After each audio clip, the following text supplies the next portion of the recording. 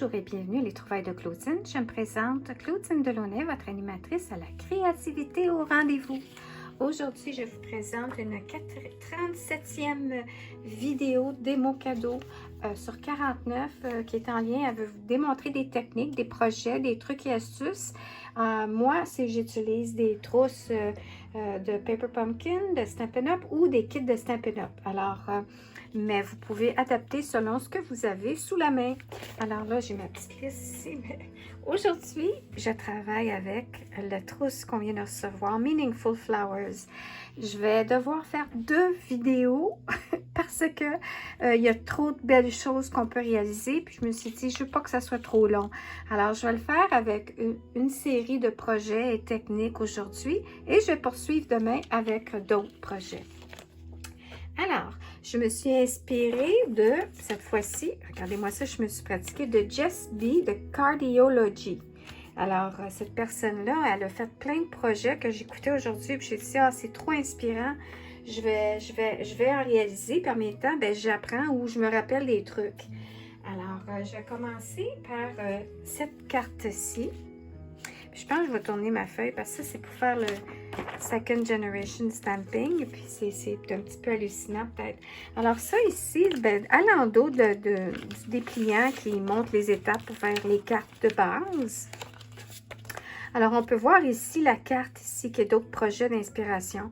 Alors, je me suis inspirée de celle-ci et de Jess B qui l'a faite aussi. Et puis, j'ai commencé par la faire en prenant une base de cartes qui était similaire à ce qui est suggéré dans la trousse. Marque ici toujours les couleurs de coordination du Stampin' Up. Mais bon, c'est un mot violet. Alors, je suis allée avec une couleur on peut aller avec une couleur qui va bien avec le tout. Alors, ce qui était intéressant, c'est que, ben, premièrement, c'est de toute beauté la trousse. En tout cas, je sais pas. À chaque fois que j'arrive puis je fais une démo, je dis tout le temps la même chose, mais je deviens épatée à chaque fois.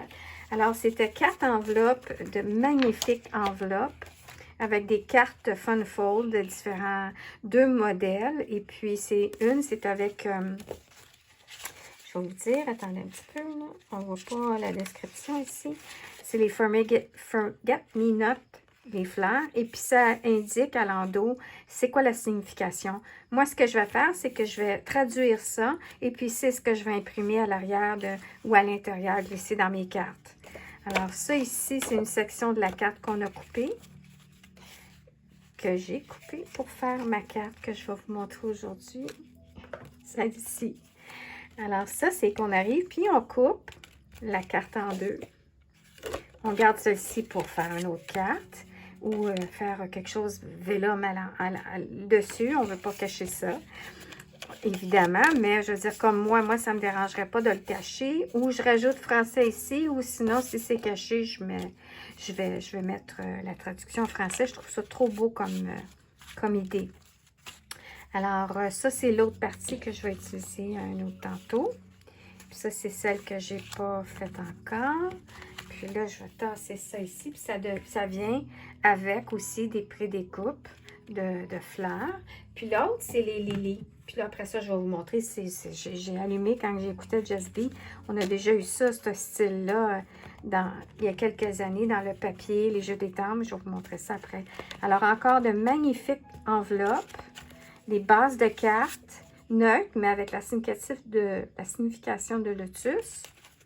Et puis, ici, une section vélum qu'on y sert comme une pochette. Et puis, un fond de carte. Alors, ça, c'est l'autre projet. Et les découpes. Regardez-moi ça, c'est de toute beauté. Alors, puis, il y a toujours des petites étiquettes que j'ai pré-estampées cette fois-ci avec mon petit message. On avait cette fois-ci 2 jeux d'étampes avec les étapes, le petit modèle, grand modèle que je vais vous montrer tantôt.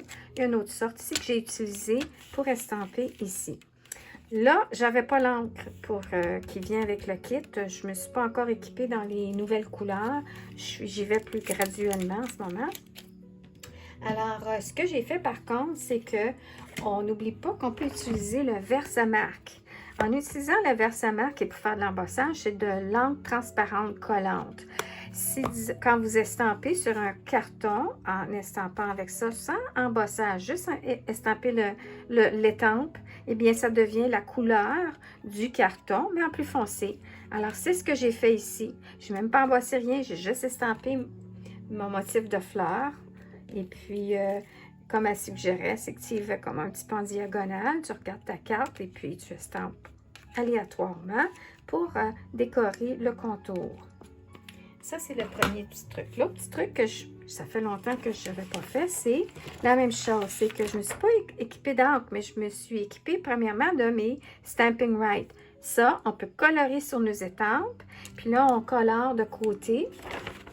Là, j'ai serré mon étampe. Alors, on y va comme ça de côté. On colore notre encre. Puis là, on y va avec un petit coup d'haleine pour garder ça un petit peu humide. Et on étampe. Et voilà. Alors, j'ai pas encore l'encre qui vient avec le carton, qui s'agence au carton, mais je l'ai créé, je me suis débrouillée avec mon marqueur. Alors, ça, c'est un truc aussi. Si jamais vous dites, ben moi, je ne veux pas toujours m'équiper de toutes ces encres-là, allez-y avec les Stamping Right.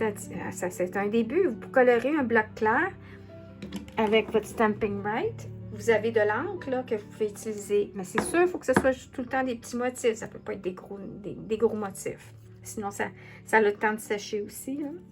Sinon, vous pouvez acheter, la prochaine étage à faire, c'est acheter les petites bouteilles de recharge. Si je ne suis pas prête encore pour acheter mes tampons en clair, je peux toujours acheter comme celle-ci. J'ai juste acheté la recharge d'encre parce que je me suis dit, je ne suis pas certaine. J'ai tellement de brun depuis 2014 que j'ai été démonstratrice. Alors, j'ai accumulé pas mal d'encre. Alors maintenant, je fais juste attention de voir que y a-t-il vraiment une différence. Et puis, des fois, quand je ne suis pas sûre, bon, j'ai commandé les marqueurs, je commande la recharge d'encre et voilà.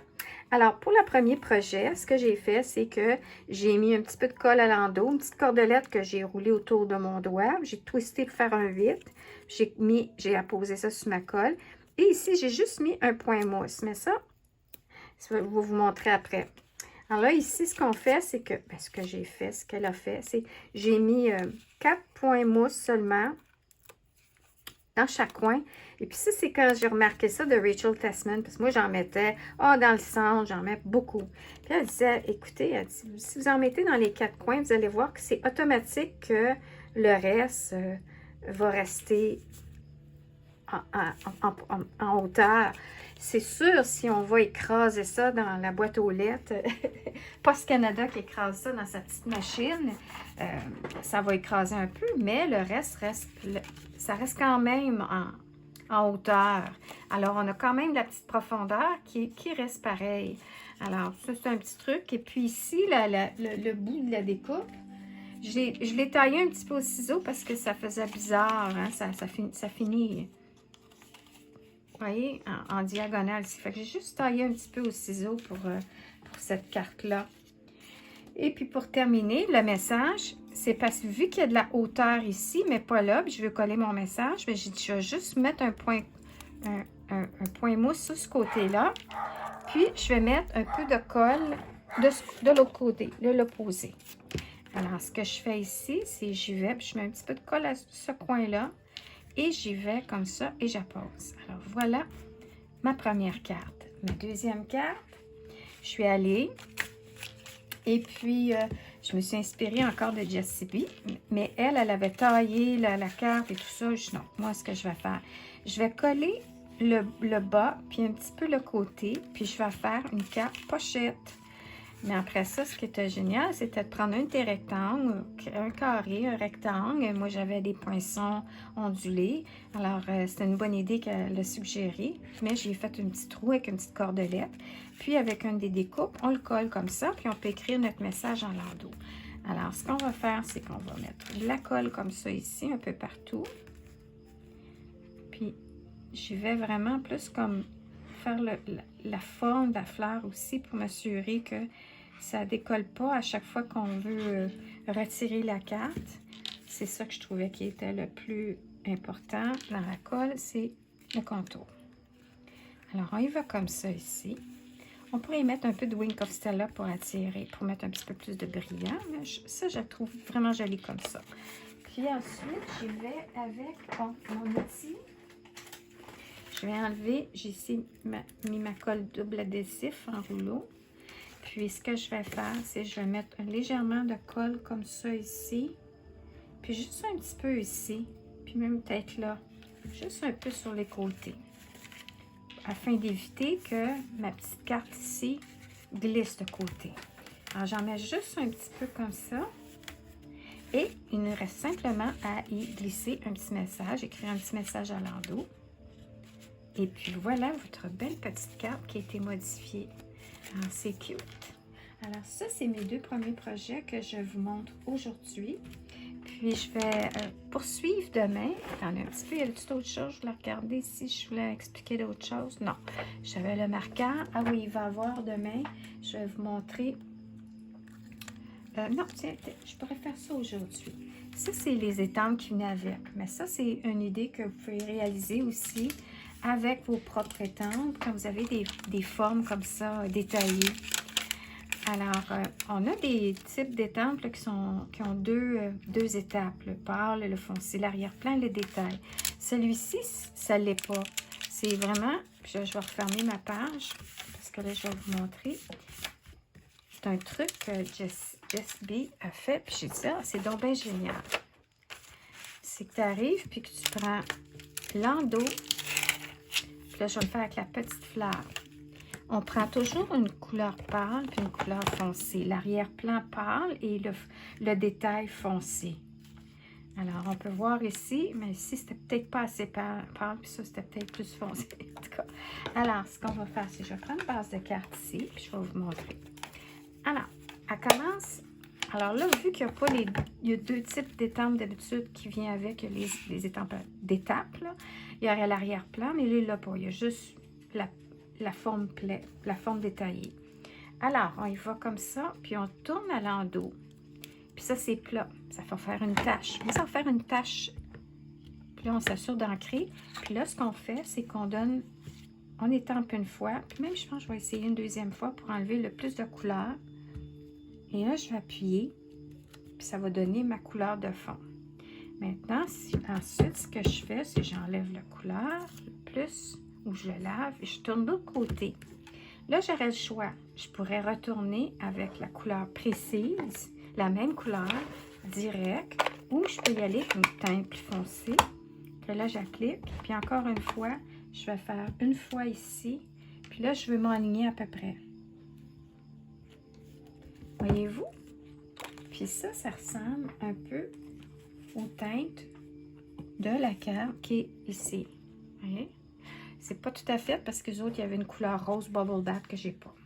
Alors, puis là, ce qu'elle fait, c'est que tu coupes au ciseau. Tu coupes au ciseau, comme ça ici. Et puis tu peux laisser ici un peu de couleur qui dépasse parce que la couleur comme ça, c'est une tache. C'était pas vraiment la forme de la fleur en tant que telle, mais c'est beau. On peut même laisser un peu de blanc. Et puis, on y va, on découpe. Alors, je trouvais que c'était vraiment une bonne idée. Quand on a des formes comme ça, florales ou quelque chose d'intéressant, et puis qu'on peut prendre l'envers pour faire la couleur à l'extérieur, arrière-plan. Alors voilà, c'était l'autre petit truc que je voulais vous montrer aujourd'hui. Alors j'espère que vous aimez ma présentation et puis que vous allez continuer à m'écouter, à me suivre. Et puis je reviens demain avec la suite de cette collection. Merci.